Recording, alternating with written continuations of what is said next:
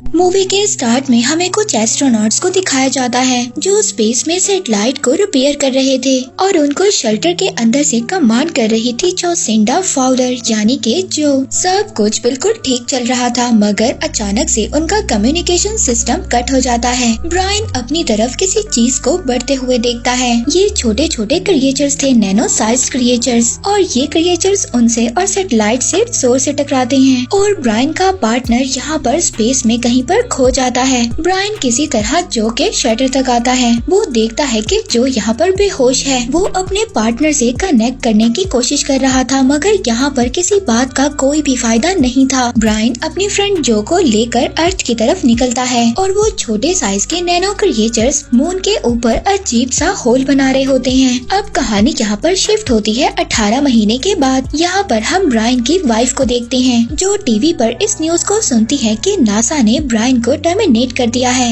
जो incident space में हुआ था उसकी वजह से। और टीवी पर ये दिखाया जाता है ब्रायन और जो की स्टेटमेंट पर नासा के लोग बिल्कुल भी ट्रस्ट नहीं कर रहे थे। ब्रायन की वाइफ ब्रायन से डिवोर्स ले चुकी थी और वो अपने बेटे सोनी को लेकर दूसरी कंट्री शिफ्ट होने वाली थी क्योंकि इस इंसिडेंट के बाद उन लोगों के पास घर भी नहीं था। इसके बाद इस मूवी की कहानी आगे शिफ्ट होती है 10 साल के बाद। हम यहाँ पर डॉक्टर केसी हाउसमैन को देखते हैं जो मून पर होने वाली एक्टिविटी के बारे में इंफॉर्मेशन को इकट्ठा कर रहा था और उसको मून के ऑर्बिटल डिस्टेंस में कुछ अजीब सा देखने को मिलता है। अब केसी जल्दी से नासा कॉल करता है और कहता है कि उसने नासा के डायरेक्टर से बात करनी है। जो को भी नासा से कॉल आती है और वो सुबह सुबह अपने काम के लिए निकल जाती है। जो जब अपने स्पेस सेंटर पहुँचती है तो उसको मून पर होने वाली अजीब सी एक्टिविटी के बारे में बताया जाता है और जो को यहाँ पर बताया जाता है कि मून का ऑर्बिट सिस्टम चेंज हो रहा है। ऑर्बिट का रेडियस बहुत ज्यादा कम हो रहा है और वो लोग फुटेज में कुछ अजीब सा देख रहे हैं मून के बिल्कुल मेरक्रेसियम हिस्से में। उधर दूसरी तरफ केसी की बातों को नासा वाले बिल्कुल भी सीरियस नहीं ले रहे थे। केसी को पता चलता है कि आज एस्ट्रोनॉट डे है। केसी उस जगह पर पहुंचता है जहां पर एस्ट्रोनॉट डे मनाया जा रहा था लेकिन जब वो वहां पर जाता है वहां पर तो सिर्फ बच्चे थे। वो वहां पर बच्चों को मून के बारे में लेक्चर देता है और फिर वहां पर ब्रायन भी आ जाता है जो वहां पर असल में लेक्चर देने वाला था। केसी यहाँ पर ब्रायन से मिलता है और अपनी सभी इंफॉर्मेशन के बारे में बताता है जो उसने आज तक इकट्ठी की थी। वो ब्रायन को बताता है कि मून अपने ऑर्बिट से बाहर हो चुका है मगर ब्रायन उसकी सभी बातों को मजाक ले रहा था।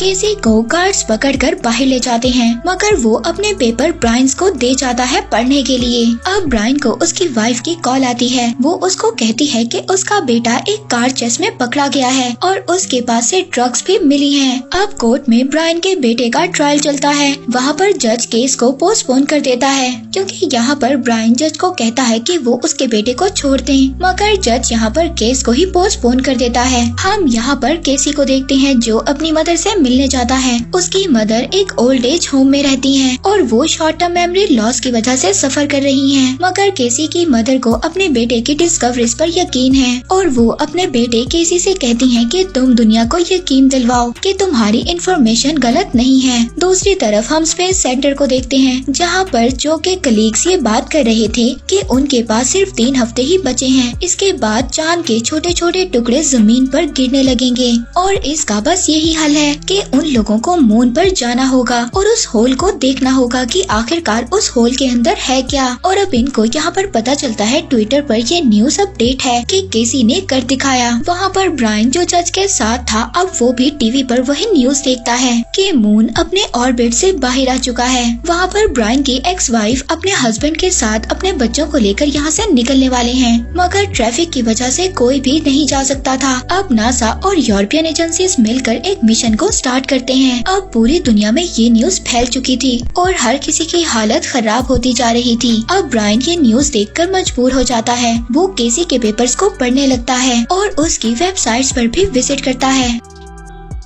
वहाँ पर नासा के लोग अपना एक स्पेसशिप मून पर भेज देते हैं। वो लोग मून पर जाकर बड़े से होल को ढूंढते हैं और उसके अंदर एक प्रॉप को डाल देते हैं। ब्रायन यहाँ पर केसी से मिलता है। वो उससे पूछता है कि इन सब चीजों के बारे में तुम्हें कैसे पता चला। केसी बताता है कि वो सालों से स्पेस और अर्थ पर स्टडी कर रहा है। वो ब्रायन को बताता है कि मून के पावर कोर को कुछ हुआ है, इसीलिए मून अब अपने ऑर्बिट से भटक चुका है। अब प्रॉप गिरते गिरते 25.6 किलोमीटर पर रुक जाता है और वो फिर से खुद ही ऊपर आने लगता है। ऑर्बिट दोबारा से शिफ्ट होने लगता है। अब उसी होल में से वही नैनो क्रिएचर्स बाहर निकलते हैं और स्पेस शटल पर अटैक कर देते हैं और पूरे ग्रुप को मार देते हैं। जो जब ये देखती है तो वो शॉक्ड हो जाती है और वो सोचती है कि ये सब आखिर है क्या। अब मून की ग्रेविटी बढ़ने की वजह से समंदर का पानी भी शहर के अंदर आने लगा था और आहिस्ता आहिस्ता पानी और भी भयानक तरीके से अंदर आ रहा था। वहाँ पर ब्रायन किसी तरह से केसी को बचा लेता है। अब नासा का डायरेक्टर ये सब कुछ देखकर बहुत ज्यादा डर जाता है और ये सब देखकर अपनी फैमिली को इन्फॉर्म करता है कि वो सब यहाँ से निकलने वाले हैं। जो जब ये बात सुनती है तो वो अपने डायरेक्टर से कहती है कि क्या तुम यहाँ से भाग जाओगे और कोई बात तो ऐसी है जो तुम मुझे नहीं बता रहे जिसके बारे में तुम जानते हो। यहाँ पर नासा का डायरेक्टर जो से कहता है, डायरेक्टर कहता है कि अगर तुम्हें नासा के बारे में जानना है तो तुम जाकर एक आदमी से मिलो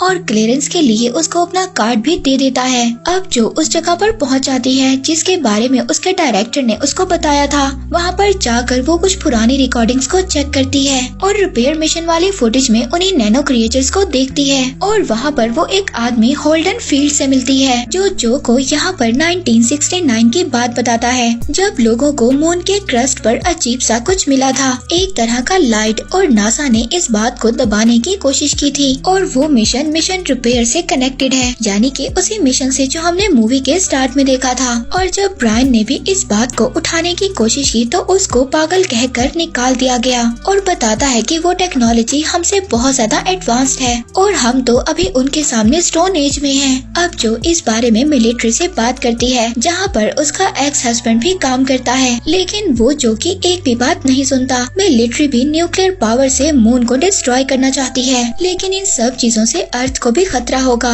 यहाँ पर जो का एक्स हस्बैंड उससे उसके बेटे के बारे में भी सोचने का कहता है और वो कहता है कि तुम सभी को यहाँ से चले जाना चाहिए और वो बताता है कि तुम सबको यहाँ से कोलोराडो चले जाना चाहिए। सीन शिफ्ट होता है ब्रैन और केसी पर। ब्रैन और केसी बात करते हैं। यहाँ पर केसी ब्रैन से कहता है कि तुमने स्पेस में एलियन टेक्नोलॉजी को देखा था। ब्रैन केसी को बताता है उन्हीं एलियंस ने मेरे दोस्त की भी जान ले ली और जब वो अर्थ पर आया तो उसका डाइवोर्स हो गया और उसका बेटा भी उससे अलग हो गया। अब जो को यहाँ पर याद आता है कि होल्डन फील्ड ने उसको एक डिवाइस के बारे में बताया था, उसको EMP डिवाइस भी कहा जाता है और उसी डिवाइस से उन नैनो क्रिएचर्स को मारा जा सकता है और ये सारी बात वो अपने एक्स हस्बैंड को बता देती है। दूसरी तरफ नेशनल सिक्योरिटी के लोग ब्रायन को लेने आते हैं और ब्रायन यहाँ पर केसी के साथ वहाँ से निकलता है और वो वहाँ पर जाकर जो से मिलता है जो उसको वहाँ पर एक रिकॉर्डिंग दिखाती है। वो मून की वही रिकॉर्डिंग दिखाती है। वो बताती है कि एक होल है जो 25 किलोमीटर तक डीप है और जो भी 10 साल पहले हुआ वो आज से जुड़ा हुआ है और जो वहाँ पर उसको एक फुटेज भी दिखाती है जिसमें उन नैनो क्रिएचर्स ने उनके ग्रुप मेंबर्स को मार दिया था। यहाँ पर केसी उन लोगों को बताता है कि वो क्रिएचर्स मून के कोर के साथ कुछ कर रहे हैं, शायद मून को उन क्रिएचर्स ने ही बनाया है। जो यहाँ पर ब्रायन से कहती है कि अगले मिशन के लिए उसे ब्रायन की हेल्प की जरूरत होगी, मगर यहाँ पर ब्रायन को बदले में कुछ चाहिए। अब एक म्यूजियम से उनके शटर को बाहर निकाला जाता है और कैलिफोर्निया की एयरबेस में सब लोग देखते हैं एशिया से अर्थक्वेक और वॉल्केनो की रिपोर्ट्स आ रही हैं और अब एयरफोर्स के लोग उसी EMP डिवाइस को लेकर आते हैं जिससे उन नैनो क्रिएचर्स को मारा जा सकता है। ब्रायन ने यहाँ पर बदले में जो से ये मांगा था कि उसके बेटे सोनी को जेल से बाहर निकाल दिया जाए। ब्रायन यहाँ पर अपना प्लान सबसे डिस्कस करता है और अपने बेटे सोनी को देखकर रिलैक्स फील करता है। अब जहाँ से शटर को लॉन्च किया जाना था वहाँ पर एक बहुत बड़ा अर्थक्वेक आता है और केसी मून की एक्टिविटी में फिर से कुछ अजीब होता हुआ देखता है और पता चलता है कि शटर खराब हो गया है अर्थक्वेक की वजह से और अब कुछ भी नहीं हो सकता था। जो सबको ये ऑर्डर दे देती है स्पेस को खाली करने के लिए और उनको जल्दी से कोलोराडो जाने के लिए कहती है जहाँ पर सभी वो एक बंकर में छुप सकते हैं। अब केसी यहाँ पर जो के पास जाता है। केसी जो को बताता है कि मून का ग्रेविटेशनल बहुत तेजी से बढ़ रहा है और हमें जल्दी से अपने मिशन को स्टार्ट करना होगा, मगर जो यहाँ पर बताती है कि मिशन ओवर हो चुका है। और अब यहाँ पर जो ब्रैन के पास जाती है। वो उससे कहती है कि स्पेस में हम सिर्फ दोनों जाएंगे, तुम शटर को उड़ाओगे और मैं तुम्हें नेविगेट करूंगी। लेकिन उनको एक और फ्लाइट इंजीनियर की जरूरत थी, जिसके लिए अब वो केसी से हेल्प मांगते हैं। मगर यहाँ पर केसी अजीब अजीब से बहाने बनाता है, पर ये अब केसी का फर्स्ट मिशन था। यहाँ पर ब्रैन केसी से कहता है कि रेडी हो जाओ। अब यहाँ पर जो और ब्रैन दोनों अपने बच्चों से मिलते हैं मिशन पर जाने से पहले, और दोनों अपने बच्चों को गुड बाय कहते हैं। अब ब्रैन का बेटा सोनी और जो के बच्चे सभी मिलकर कोलोराडो की तरफ निकल जाते हैं। केसी भी अपनी मदर को गुड न्यूज देता है कि वो स्पेस में जा रहा है, और वहाँ पर वो वर्कर से कहता है कि मेरी मदर का ख्याल रखना। अब उनकी तरफ एक बहुत बड़ा ग्रेविटी वेव आ रहा है। मून की ग्रेविटी बढ़ने की वजह से वो सब कुछ अपनी तरफ खींच रहा है। अब किसी तरह से ब्रैन और जो शटर को सक्सेसफुली टेक ऑफ करते हैं, पर थोड़ी ही देर में रेड अलार्म बजने लगता है और एक थ्रस्टर ऑफ हो जाता है और उनकी स्पीड कम होने लगती है। अब वो अपने शटर से थ्रेशर्स को अलग करने लगते हैं वेट हल्का करने के लिए, और तब जाकर वो लोग स्पेस में पहुंचते हैं। दूसरी तरफ सोनी जो के एक्स हस्बैंड को कॉल करता है कि वो लोग कोलोराडो की तरफ निकल चुके हैं और बंकर के अंदर जाने के लिए उन्हें उसके क्लियरेंस की जरूरत होगी। उधर स्पेस में ब्रैन और जो ईएमपी डिवाइस में फ्यूल भरते हैं और मून को देखते हैं जो अर्थ की तरफ बढ़ रहा था। दूसरी तरफ हम ब्रैन के बेटे सोनी को देखते हैं, जिसकी गाड़ी को 3 लोग रोक लेते हैं और वो लोग उसकी गाड़ी को लेकर वहाँ से चले जाते हैं। अब मून के छोटे छोटे टुकड़े अर्थ पर गिरने लगे थे और मून बिल्कुल सामने आ जाता है और ग्रेविटी से सब कुछ अपनी तरफ खींचने लगता है। यहाँ पर जो ब्रैन और केसी मून में पहुँचते हैं। केसी यहाँ पर मून की पिक्चर खींचता है और ब्रैन उस ईएमपी डिवाइस को मून में होल की तरफ लाता है और इलेक्ट्रॉनिक्स एक्टिवेट कर देता है और दोबारा से अपने स्पेस शटल में वापस आ जाता है। वो देखता है वो नैनो क्रिएचर्स अपने होल से बाहर निकलते हैं और उस डिवाइस के आसपास घूमने लगते हैं। फिर वो क्रिएचर्स उनके शटर की तरफ बढ़ने लगते हैं और ब्रायन यहाँ पर अपने शटर में जल्दी से केसी का फोन ऑफ कर देता है, जिससे वो क्रिएचर्स वहाँ से चले जाते हैं। ब्रैन यहाँ पर बताता है कि मिलिट्री के लोग मून को रोकने के लिए बॉम्ब को भी यूज कर सकते हैं, पर ब्रैन को इस बात का डर था कि अगर ऐसा हुआ तो भर भर कर रेडिएशंस निकलने लगेंगी और इससे पहले ब्रैन को कुछ करना होगा। ब्रैन यहाँ पर कहता है कि उन लोगों के पास सिर्फ 2 घंटे हैं। दूसरी तरफ हम देखते हैं ब्रैन की वाइफ का हस्बैंड सोनी को ढूंढ लेता है और वो उन बच्चों को सेफ जगह पर ले आता है और सोनी यहाँ पर उनको बताता है कि ब्रैन स्पेस में है। रेडियो में ये न्यूज चल रही थी कि उनको ये जगह जल्दी से छोड़नी होगी क्योंकि ये जगह सेफ नहीं है। सोनी यहाँ पर उनको बताता है कि कोलोराडो में एक बंकर है, हम सब लोगों को वहीं पर जाना होगा। वहीं दूसरी तरफ ब्रैन, जो और केसी मून के होल के अंदर जाते हैं और वो एक बहुत ही अजीब सी जगह पर पहुँचते हैं। इलेक्ट्रॉनिक लाइट एक्टिवेट ऑन करते ही वो नैनो क्रिएचर्स जाग जाते हैं। इधर सोनी और बाकी सब लोग ऑक्सीजन सिलेंडर को इकट्ठा कर रहे थे, मगर तभी उनके पास वही 3 रॉबर्स आ जाते हैं। मगर सोनी वहाँ पर किसी तरह उन तीनों को गन पॉइंट पर रख कर कार में निकल जाता है। केसी वहाँ पर ये सब कुछ देखकर बहुत ज्यादा खुश था कि उसकी सारी इंफॉर्मेशन बिल्कुल सच थी। अब वो लोग चमकते हुए एक कोर के पास पहुँचते हैं और जो यहाँ पर डेटोनेटर दबाने के लिए तैयार हो जाती है। वो नैनो क्रिएचर्स उन पर अटैक करते हैं, मगर तभी एक ग्रीन लाइट उनके शटर को अंदर खींच लेती है। यहाँ पर शायद कोई था जो इन तीनों को उस क्रिएचर से बचाने की कोशिश कर रहा था।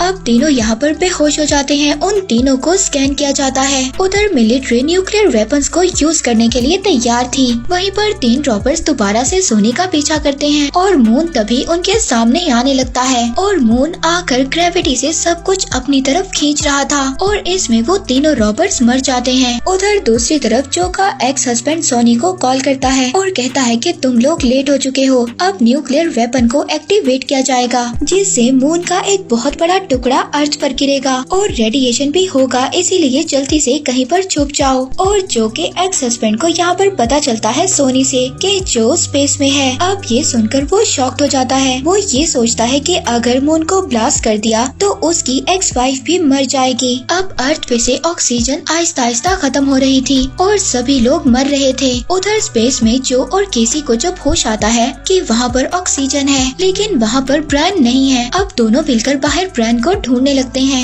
एक दरवाजा वहाँ पर ओपन होता है। अब दोनों डरते हुए उसके अंदर जाते हैं और यहाँ पर शायद कोई है जो इन दोनों को गाइड कर रहा है। हो सकता है कि शायद वो कोई इंसान जैसा हो। ब्रायन को यहाँ पर होश आ जाता है। वहाँ पर वो एक लड़के को देखता है जिसमें उसके बेटे सोनी की यादें हैं। ब्रायन यहाँ पर उस लड़के से पूछता है कि तुम कौन हो। वो कहता है कि मुझे बनाया गया है, उन लोगों ने मुझे बनाया है जिन्होंने तुम्हें बनाया है। वो यहाँ पर ब्रायन को बताता है कि बिलियन ईयर्स पहले वहाँ पर लोगों का सिविलाइजेशन तेजी से बढ़ रहा था। वो सभी लोग टेक्नोलॉजी में बहुत ज्यादा एडवांस थे और वो सभी स्पेस में अपना घर बनाने लगे। और वॉर का तो इस दुनिया में कोई भी नाम नहीं था और इस दुनिया को कंट्रोल करता था central self learning computer system. मगर फिर एक दिन सब कुछ खत्म हो गया। इंसानों का बनाया हुआ सिस्टम ही उनके अगेंस्ट हो गया और उन टेक्नोलॉजी को जिन लोगों से भी खतरा था वो उन सभी को मिटाने लगे। फिर तभी वो लड़का सोनी में बदल जाता है, मगर ये सोनी नहीं है, ये कंप्यूटर का ऑपरेटिंग सिस्टम है। और फिर बताता है कि इन सब के बाद वो लोग गैलेक्सी में कहीं सेफ जगह पर रहने लगे। वो लोग बड़े बड़े स्ट्रक्चर्स बनाने लगे जिनके अंदर बहुत ज्यादा एनर्जी थी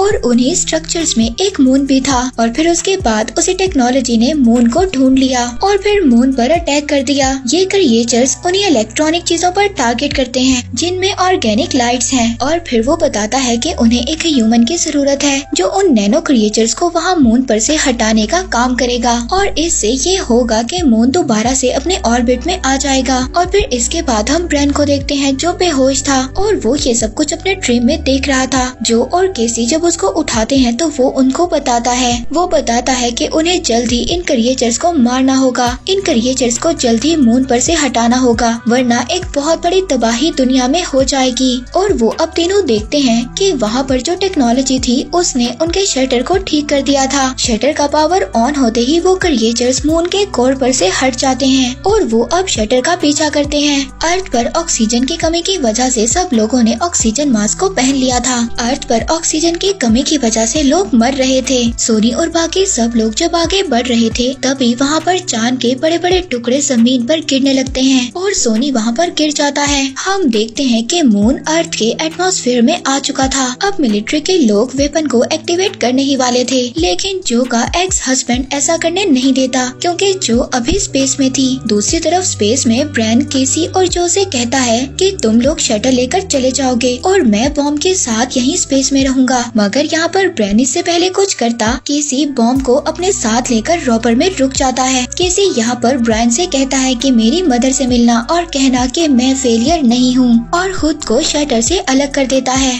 अब वो क्रिएचर्स जैसे ही रॉपर पर अटैक करते हैं, केसी वहाँ पर बॉम्ब को ब्लास्ट कर देता है। वहाँ पर अर्थ पर सोनी भी बच गया था जो कि बेटी उसको बचा लेती है और जो अब शटर को लेकर मून से निकल जाती है। और अब मून आहिस्ता आहिस्ता दोबारा से अपने ऑर्बिट पर जाने लगता है जो अब ब्रायन को बताती है कि अर्थ बिल्कुल सेफ है। और अब आखिरकार सब एक दूसरे से मिलते हैं। यहाँ पर ब्रायन को ये बात भी पता चलती है कि उसकी एक्स वाइफ का हस्बैंड अब नहीं रहा, वो मर चुका है। सोनी जब यहाँ पर अपने फादर से केसी के बारे में पूछता है तो ब्रायन अपने बेटे को बताता है कि उसी ने इस दुनिया को बचाया है और साथ ही साथ मून को भी। तभी वहाँ पर केसी को हम मून में देखते हैं। वो वहाँ पर अपनी एक बिल्ली को देखता है और उधर ही अपनी मदर को भी देखता है। वो ऑपरेटिंग सिस्टम केसी को बताता है कि वो अब मून का हिस्सा है। मून का ऑपरेटिंग सिस्टम केसी से कहता है कि हमें अब शुरू करना चाहिए। केसी पूछता है कि क्या शुरू करना चाहिए और इसी के साथ यहीं पर मून फॉल एंड हो जाती है।